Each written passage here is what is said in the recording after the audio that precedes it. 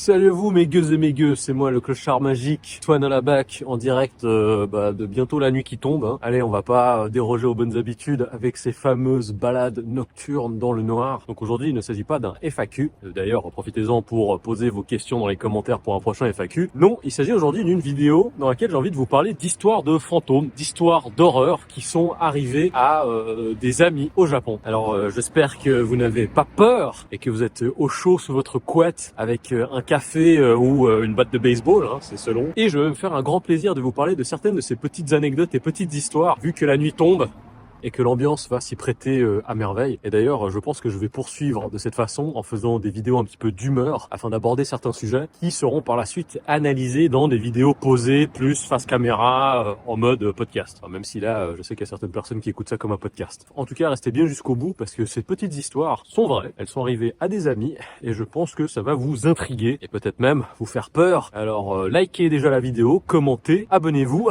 préparez vos pampers et on se retrouve après le générique.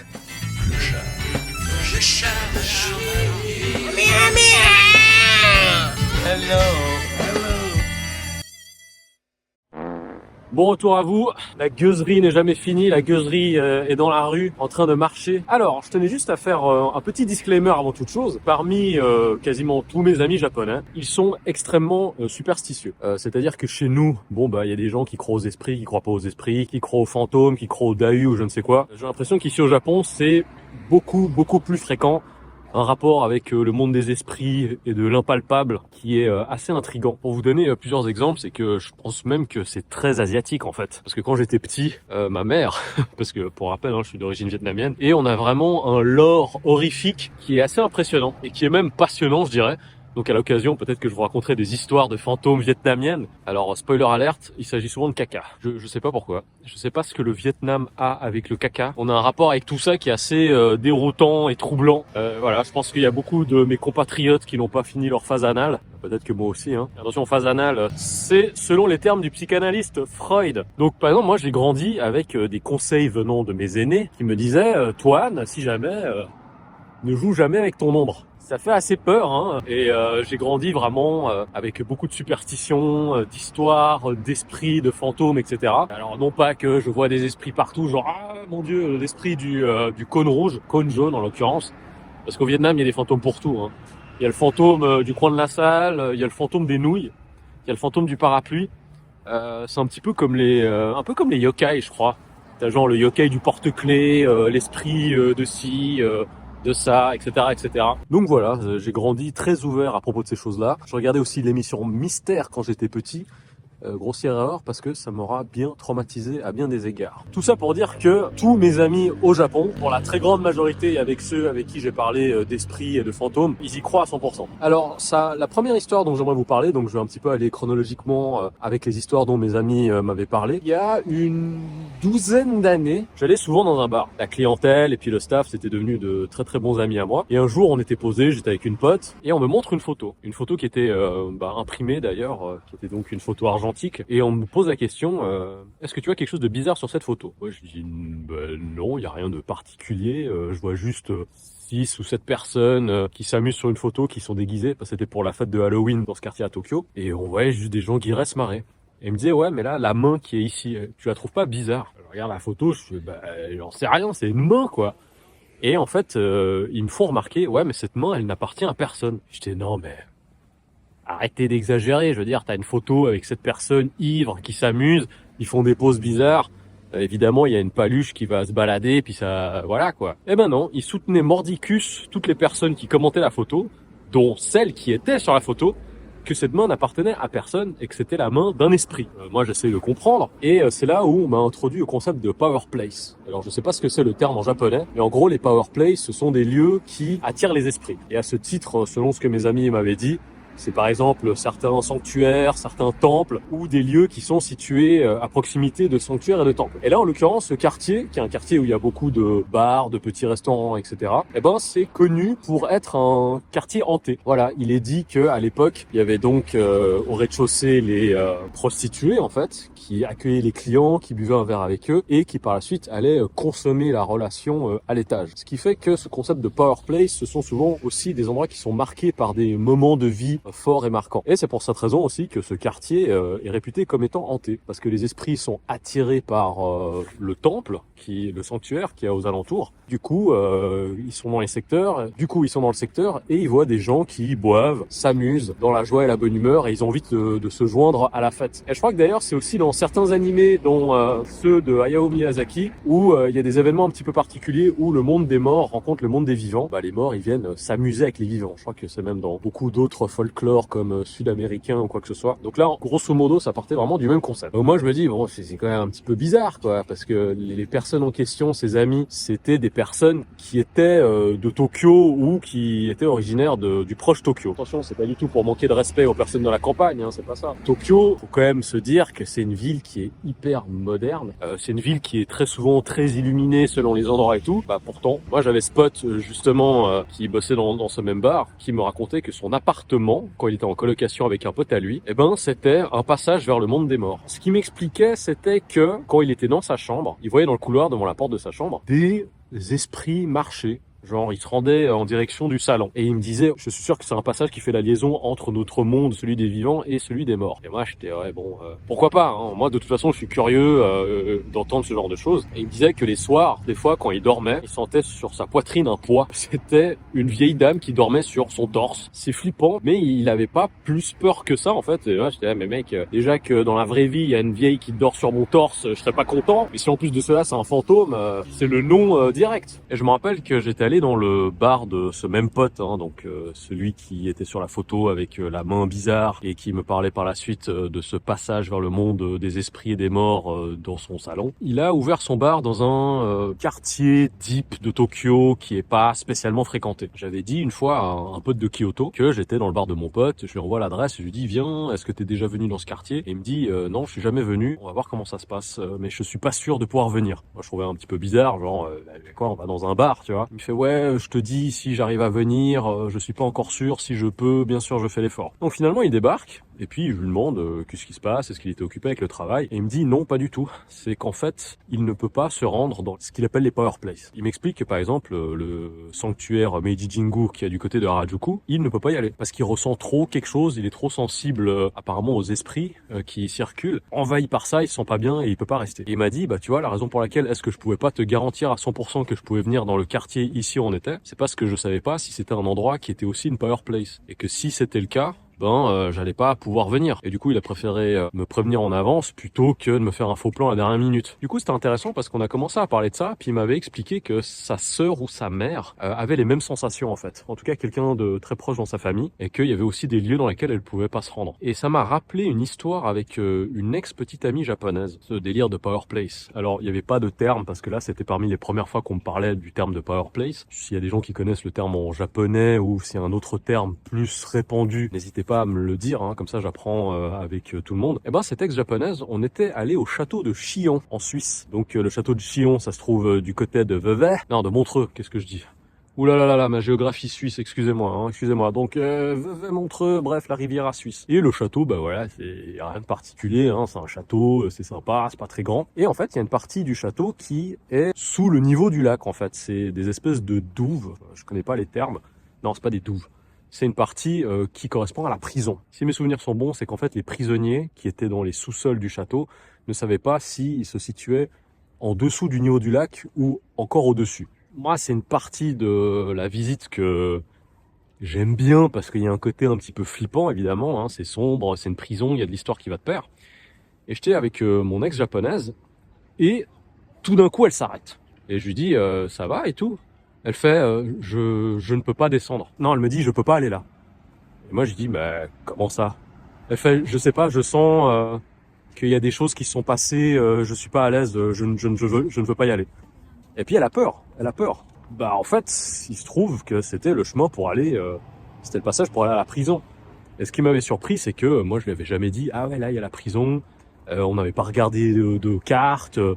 Pas lu d'indication en particulier. Donc l'histoire de mon pote avec ses power places et l'histoire de mon ex, ça m'a fait penser à la même chose. Il y a certaines personnes qui apparemment sont plus sensibles à des choses d'un autre degré d'existence ou d'un autre monde que moi, par exemple, je ne vois pas. Je peux avoir peur dans certaines situations, je peux ressentir des choses, mais il y a d'autres choses qui Mais ça, par exemple, c'est des choses que je ne vois pas et que eux voient et ressentent également. Et c'est pour ça que j'ai aussi l'impression que au Japon, on accorde beaucoup d'importance au vécu et au passif d'un lieu. Et c'est un sujet que l'un de mes colocataires en Angleterre, qui était donc japonais, m'avait introduit à cette question et il m'avait introduit à un site internet qui s'appelle Oshimaland. Oshimaland. À la base, je crois que c'était pour Tokyo et par la suite, ça s'est répandu sur le reste du Japon puis sur le reste du monde. Et en fait, c'est une carte comme Google Maps, sauf que dessus sont indiquées des icônes flammes. Et ça indique dans tous ces différents endroits quand une mort bizarre s'est passée. Soit il s'agit de morts bizarres, donc il s'agit de meurtres, d'assassinats, de personnes qui mettent fin à leur vie, enfin, vraiment des circonstances très particulières. Ou encore, il peut s'agir d'anciens lieux de culte avec des sectes, ou peut-être des bureaux de ce qu'ils appellent des associations antisociales, à savoir des bails de yak, quoi. Et c'est assez fou.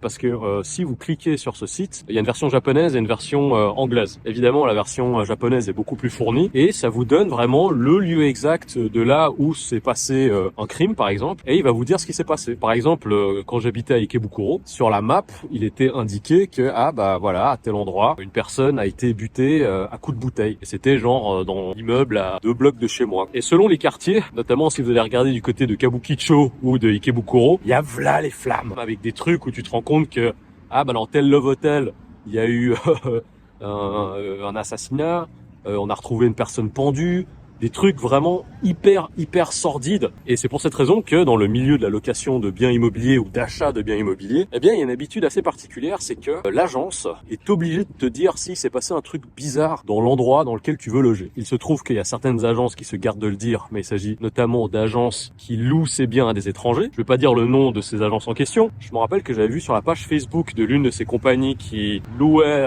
des appartements ou autres à des étrangers. Il y avait le feedback d'une jeune femme qui disait que elle avait un sentiment de mal-être, elle se sentait mal à l'aise, elle se sentait observée dans l'appartement, elle comprenait pas. Et après avoir fait des recherches, je pense en tombant sur le site de Oshimaland, elle avait découvert qu'il y avait une jeune femme qui était décédée là où elle logeait en fait. Et c'est pour cette raison qu'il y a aussi certains biens immobiliers pour les louer, c'est vraiment pas cher. En principe, c'est un petit peu une alerte rouge pour pas mal de consommateurs parce qu'ils se disent mais attends, vu la taille, vu l'endroit, ça devrait coûter plus cher. Il y a une probabilité pour que ce soit un lieu stigmatisé, comme on dit. Et c'était ce que mon coloc japonais me proposait quand j'étais en Angleterre. Il me disait, mais attends, si tu veux loger dans un truc pas cher, le truc que t'as qu'à faire, c'est à regarder les propriétés qui sont stigmatisées et tu le loues.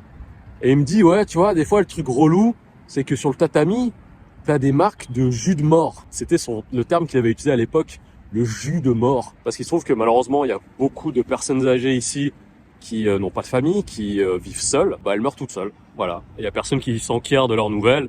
Et c'est le plus souvent des personnes du voisinage qui, alertées par l'odeur, décident de prévenir le management de l'immeuble, qui font la triste découverte. Et ça se passe des fois des mois après que la personne soit décédée. Et ce qui fait, comme on le sait, quand une personne décède, elle se vide, on va dire. Et du coup, il y a pas mal de ces appartements, de ces endroits où on voit encore la silhouette. Alors attention, c'est très souvent très bien traité, très bien nettoyé pour que ça laisse pas de marque. Mais mon collègue, il m'avait montré des exemples où tu voyais encore la marque qui avait imprégné le tatami. Et il me disait, ouais, mais tu vois, dans ce cas-là, ce que tu fais, c'est que tu retournes le tatami ou tu mets ta télé dessus avec ton meuble, et puis il y aura pas de problème, quoi. Je disais, ouais, c'est quand même assez glauque. Par ailleurs, il y a certaines agences de location qui jouent franc jeu, et elles visent d'ailleurs des clients étrangers en disant, est-ce que vous voulez vivre dans un appartement où il s'est passé des choses bizarres? Il y a même certains créateurs de contenu, notamment anglophones, qui se sont rendus dans une de ces propriétés stigmatisées afin de filmer ou autre pour voir s'il y a un truc qui se passait, quoi. Mais ça fait en effet partie des superstitions qui font qu'il y a énormément de personnes japonaises qui ne veulent absolument pas vivre dans ce genre d'endroit. Et par ailleurs, quand mon cousin m'avait donné un coup de main pour la location d'un appartement, lui, il avait bien vérifié qu'il y avait rien qui s'était passé avant. Il avait même posé la question. Et même une fois où, avec ma femme, on avait emménagé quelque part, je regardais Oshimaland. Donc vous allez me dire, c'est un petit peu une espèce d'obsession malsaine parce que j'ai envie de savoir ce qui s'est passé autour de chez moi, voire chez moi. J'ai constaté que dans la même rangée d'immeubles, il y avait eu une personne qui qui a mis fin à ses jours en fait. Bizarre. Du coup, j'ai contacté l'agence immobilière pour leur demander est-ce que c'est vrai, est-ce que c'est avéré. Ils se sont vraiment platement excusés. Ils ont dit oui, en effet, même si on n'habitait pas là-bas, tu vois, mais ils étaient en effet très gênés par rapport à ça. Et apparemment, il y avait un type qui vivait dedans depuis quelques années, pas de soucis, pas de poltergeist, pas de possession, ni de choses bizarres. D'ailleurs, concernant l'utilisation de ce site Oshimaland, ça m'était arrivé une autre fois avec des collègues de boulot. Il y avait une école dans la compagnie pour laquelle est-ce que je bossais. Alors cette école, moi j'y suis allé 2 ou 3 fois à tout casser. Et c'était surtout pour des séances d'information, des trucs relous. La particularité de cette école, c'est qu'en fait c'était un ancien karaoké. Et pour les personnes qui connaissent, eh ben vous voyez un peu à quoi ça ressemble l'architecture d'un karaoké. Un immeuble qui est très fin et très long, dans lequel il y a des espèces d'escaliers en zigzag. Ça c'est vraiment les petits karaokés classiques. Et du coup là, c'est vrai que quand t'arrivais dans la salle de réception de cette école, eh ben tu voyais le bureau de la secrétaire qui était la réception du karaoké, l'agencement des salles de cours qui en fait étaient les salles de karaoké. Et c'est vrai que c'était assez intéressant parce que c'était bizarre de dire bah voilà maintenant c'est une mini école privée quoi. Et du coup je mangeais avec des collègues une fois et ils me racontaient la fameuse histoire du 3e étage. Alors le 3e étage c'était un étage qui était réservé au staff, dans lequel il y avait une petite salle qui servait de salle de repos. Et il y avait également la cuisine avec tout ce qui était micro-ondes et tout et tout. Et mes collègues m'avaient raconté qu'il y avait un des collègues qui était pas là pendant le repas qu'on avait ensemble. Et ben il était dans la salle de repos. Et puis en fait, quand il prend sa pause à midi pour manger, il mettait tout le temps un CD de musique. Voilà, et il écoutait de la zik en même temps. Et mes collègues ils me disaient ah bah tu vois le CD il s'arrêtait de jouer. J'étais ouais bon super quoi. C'est clair et net que là c'est ça prouve clairement l'existence d'un fantôme en les lieux. En fait, il y avait un autre truc bizarre qui s'était passé. Plusieurs de mes collègues avaient vu une jeune fille, genre niveau collège ou niveau lycée, avec un uniforme, donc un uniforme de lycéenne, et des cheveux longs et noirs. Alors oui, je sais, ça sonne très cliché, film d'horreur japonais, mais c'est en effet ce qu'ils avaient vu selon leur dire. Et ils étaient plusieurs d'entre eux à avoir vu la même jeune fille selon la description. Une fois, j'avais un de mes collègues, il m'a dit qu'il était en train de laver la vaisselle et qu'il avait vu dans les reflets des ustensiles de cuisine quelqu'un derrière. Donc cette jeune fille. Et quand il se tourne, elle est plus là. Et il y avait une autre collègue qui l'avait aussi vue monter et elle a voulu la rattraper pour lui dire si jamais ici c'est réservé au staff, les élèves n'ont pas le droit de venir. Et il y avait personne. En tout cas, plusieurs collègues différents s'accordent sur le fait qu'ils ont vu cette jeune fille. Alors il s'agit pas d'une apparition genre pouf, j'apparais devant toi comme par magie, c'est moi le génie, tu as 3 vœux. C'est pas ça. C'est vraiment bizarre au détour de quelque chose, une petite apparition. À un moment donné. Et la chose qui était très intéressante, c'est qu'il m'avait dit que l'uniforme qu'elle portait était un uniforme que eux n'avaient jamais vu parmi les élèves. Parce que ce qu'il faut savoir, c'est que toutes ces différentes écoles, Eikaiwa et Juku, elles se situent dans des zones différentes. Et selon les zones, eh ben, il va y avoir différents élèves qui viennent. Évidemment, qui sont rattachés au lieu et qui vont donc dans les établissements scolaires aux alentours. Et ce qui fait que selon ton établissement scolaire, notamment au collège et lycée, tu vas avoir un uniforme différent. Ça peut être des couleurs, ça peut être des motifs. Et d'ailleurs, c'est également un argument de vente pour attirer des élèves, parce qu'il y a certains élèves qui veulent aller dans certains lycées à cause de l'uniforme. De ce fait, nous, on était habitués au design et aux couleurs des uniformes des élèves des alentours de notre école, en fait. Et eux, ils disaient, c'est un uniforme qu'on n'a jamais vu avant. Bizarre. Et en fait, je décide de regarder sur ce site, Oshimaland, le fameux site dont je vous ai parlé avant. Et on découvre que, juste en face de cette école, où il y avait eu les apparitions de cette jeune fille, il y avait eu une jeune fille qui est morte. Enfin, pardon, là, je parle de ça, j'avoue, ça m'a un petit peu parcouru le bas du dos. Il y a une jeune fille qui est en effet morte dans une explosion. On est en train de regarder le truc, et mes collègues, ils se disent, mais c'est possible, c'est juste des informations sur ce site. Et oui, il se trouve que c'est plutôt très très juste, je dirais même. Et du coup, ils me demandaient, ouais, mais comment ça se fait que elles apparaissent dans l'école, si c'est bien connecté à ce qui est écrit sur Oshimaland. Et en fait, on s'est imaginé un truc, et si cette jeune fille, dans l'explosion qui s'était passée dans l'immeuble d'en face, son corps avait été éjecté par le souffle de l'explosion, et qu'il avait fini dans le bâtiment qui allait devenir l'école d'anglais. Ouais, je peux vous dire que là, on s'est un peu tous regardés, genre, mon Dieu, trop bien, je travaille pas dans cette école, oh non, je veux pas y retourner. Ça a permis à une collègue d'enchaîner sur une autre histoire. Et c'est une histoire qui, cette fois-ci, concerne sa mère. Sa maman était partie faire un petit voyage à Hiroshima avec une amie à elle. Donc voilà, on a les deux daronnes. Elles se font un petit voyage tranquillou, entre elles, trop bien. Et un soir, elles s'arrêtent dans un ryokan. Donc ryokan qui sont les auberges traditionnelles japonaises en fait. Pardon, là je me perds dans une ruelle. Et pour rappel, Hiroshima c'est une ville qui est marquée par la bombe atomique. Du coup, il y a eu énormément de personnes qui sont décédées. Et dans ce ryokan, il y a la maman de ma collègue qui voit son ami qui est debout devant une espèce de fenêtre ronde à observer la fenêtre, tout simplement. En tout cas, observer cet espace rond, comme si elle était fascinée paralysée littéralement. Donc l'amie de ma collègue, elle vient vers son amie et puis hey, est-ce que ça va? Et quand elle regarde dans la même direction que son amie paralysée, elle voit quelque chose de très bizarre. Une jeune fille, attention, c'est pas la même jeune fille que dans l'histoire d'avant, mais elle voit une jeune fille qui passe par cette fenêtre circulaire ronde comme pour rentrer. Et la mère, elle reprend ses esprits et puis putain, mais j'ai déliré. Elle se dit putain, c'est trop bizarre. Et puis elle appelle sa copine, elle dit ça va ou quoi? Viens dans la chambre, on va se coucher demain, je sais pas, on va faire des activités et tout. Elle porte pas plus d'attention à cette espèce de vision qu'elle avait eue sur le moment. Et les jours ils passent. Et un jour, la mère, elle est avec son ami, ils sont en train de visiter un endroit et elle voit en fait qu'il y a quelqu'un qui suit son ami. Comment est-ce que ma collègue m'avait expliqué ça? Imaginez que Poto ici, c'est genre la pote et que moi je joue le rôle de la mère de ma collègue. Elles sont en train de visiter, voilà, machin, c'est joli, je prends des photos et elle voit genre à cette distance que son amie, elle est en train de marcher derrière, qui la suit à sa trace, cette jeune fille étrange qui était apparue dans le cadre de fenêtre du Ryokan. Et la mère de ma collègue, elle se rend vers son amie, elle lui dit écoute, il faut que je te parle d'un truc. Et elle lui explique que, je connais pas les détails, parce qu'elle n'est pas rentrée dans les détails ma collègue, mais après elles sont allées dans un temple ou dans un sanctuaire afin de faire des prières, etc. Et la jeune fille n'est plus réapparue. Elle n'était plus rattachée à la copine de la mère de ma collègue. Pour les personnes parmi vous, peut-être que vous connaissez des Japonais, il y en a peut-être parmi vous qui vivez au Japon. J'en profite pour vous poser cette question. Est-ce que parmi les Japonais que vous connaissez, ce sont des personnes qui sont superstitieuses? Parce que pour moi, c'est quelque chose qui est clair et net. C'est vraiment le cas. Je crois que j'ai à peu près tout dit par rapport à ces petites histoires. J'en ai encore d'autres, dont une qui m'était arrivée. Je pense que je vais parler de ça dans une prochaine vidéo. C'est un peu bizarre ce qui m'était arrivé. Mais bon, voilà, je sais pas si ça vous a intéressé d'entendre ces petites histoires. Alors, bien évidemment, on n'est pas sur Netflix, donc il n'y a pas une espèce de fin grandiloquente, genre ah bah non, en fait, le chien, c'était lui le fantôme, ah non, c'était le livreur de pizza. Malheureusement, je n'ai pas de finale pour toutes ces histoires. C'est des choses qu'on m'a racontées comme ça. Il n'y a pas de conclusion spectaculaire ou bizarre, c'est juste que c'est des histoires prises à droite et à gauche. Donc j'en profiterai pour faire une autre vidéo sur l'horreur. Et ah bah d'ailleurs, je vous parlerai d'histoires de fantômes vietnamiennes qui m'ont beaucoup fait flipper quand j'étais un gamin. Je pense que ça peut être assez intéressant et marrant.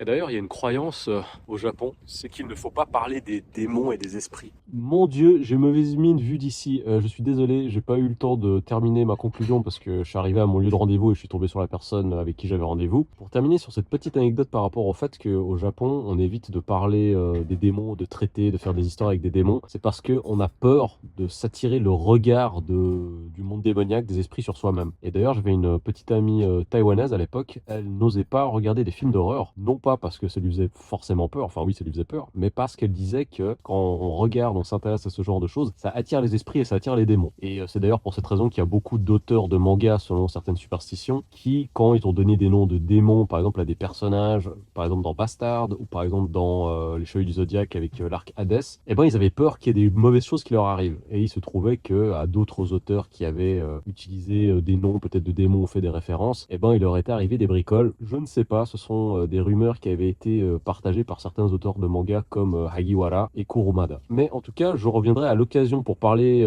d'histoires d'esprit peut-être, toujours d'un point de vue très local, donc qu'il s'agisse de choses chinoises, japonaises, vietnamiennes ou autres. Dites-moi dans les commentaires si ce genre d'histoire vous intéresse et peut-être que vous aussi vous avez une histoire bizarre qui vous est arrivée ou qui arrive à quelqu'un que vous connaissez de près ou de loin. N'hésitez pas à la partager dans les commentaires. Abonnez-vous. Likez cette vidéo et puis suivez-moi également sur tous les réseaux @airforce1. Gros poutou à toutes les personnes qui me font des super thanks, donc c'est un bon moyen de pouvoir soutenir la chaîne. Que voilà, il y a déjà quelques personnes comme Unlucky Manify qui m'ont fait plusieurs super thanks, vraiment un grand merci. Et évidemment un gros big up aux tipeurs Xissa, Twinsunien et Mick Mac 2. C'était le Clochard Magique, on se retrouve pour un prochain épisode.